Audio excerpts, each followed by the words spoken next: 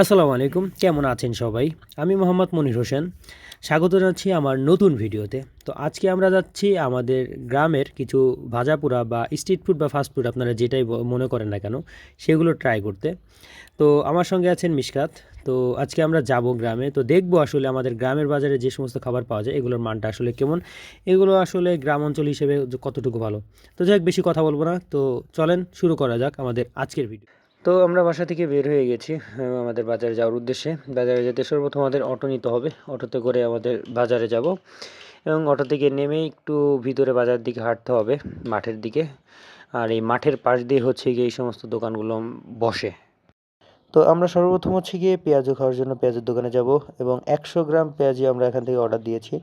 আমাদের কাছ থেকে 100 গ্রামের জন্য সম্ভবত 30 টাকা রেখেছিল। তো 100 গ্রাম পেঁয়াজু আমরা অর্ডার দিয়েছি এবং আমাদের হাতে এসেছে। তো এটা আমরা খেয়ে দেখলাম, আসলে খুবই ভালো। গ্রাম অঞ্চলের পেঁয়াজ হিসেবে ভালোই মচমচে ছিল এবং খুবই সুস্বাদু ছিল, আলহামদুলিল্লাহ।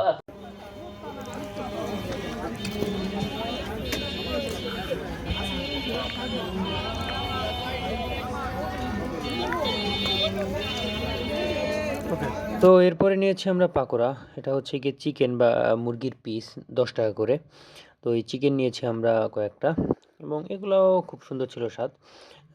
ভালোই টাটকা ভাজা ছিল এবং সস যেটা দিয়েছিল সাথে সেই সসটাও খুবই সুস্বাদু, ভালোই ছিল আসলে। 10 টাকার মধ্যে অনেক ভালোই ছিল। এরপরে নিয়েছি হচ্ছে আমরা থানকুনি পাতার বড়া। এটাও 10 টাকা করে পিস এবং থানকুনি পাতা সহ আরও কয়েকটি ঔষধি পাতা এবং সেই সাথে কিছু ভর্তা রয়েছে।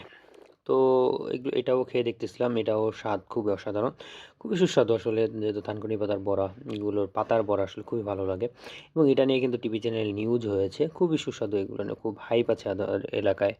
তো ভাজাপোড়া শেষ করে আমরা চলে এসেছি আমাদের এলাকার একটা বিখ্যাত চায়ের দোকানে চা খেতে এবং সেই সাথে এখানে কিছু প্যাটিস পাওয়া যায়, মিষ্টি এবং ঝাল প্যাটিস। তো আমরা কিছু প্যাটিস অর্ডার দিলাম, যেটা হচ্ছে মিষ্টি প্যাটিস, 2টা মিষ্টি প্যাটিস অর্ডার দিলাম এবং তারপর হচ্ছে গিয়ে আমাদের এলাকার বিখ্যাত চা, সে আমরা চা উপভোগ করব বা পান করব। তো এখানে হচ্ছে দুধ চাটা বিখ্যাত, কিন্তু যেহেতু আমি দুধ চা একেবারেই কম খাই, তো সেক্ষেত্রে আমরা হচ্ছে রং চা, এবং শীতের ভিতরে রং চাটাই উপকারী ছিল। তো আমরা চিন্তা ভাবনা করে দেখলাম যে আসলে আমাদের জন্য রং চাটাই বেস্ট, রং চাটাই ভালো হয়। তো এই জায়গায় রং চা খেয়ে হচ্ছে কি আমরা এখান থেকে বাসার উদ্দেশ্যে চলে যাব। তো যাই হোক, এই ছিল হচ্ছে আমাদের আজকের ভিডিও। ভিডিওটি কেমন লাগলো অবশ্যই জানাতে ভুলবেন না। সেই সাথে আগামীতে কী নিয়ে আপনারা ভিডিও দেখতেন সেটাও জানাতে ভুলবেন না। তো সকলে ভালো থাকবেন, সুস্থ থাকবেন, আমাদের জয়েন করবেন। তো আল্লাহ হাফেজ।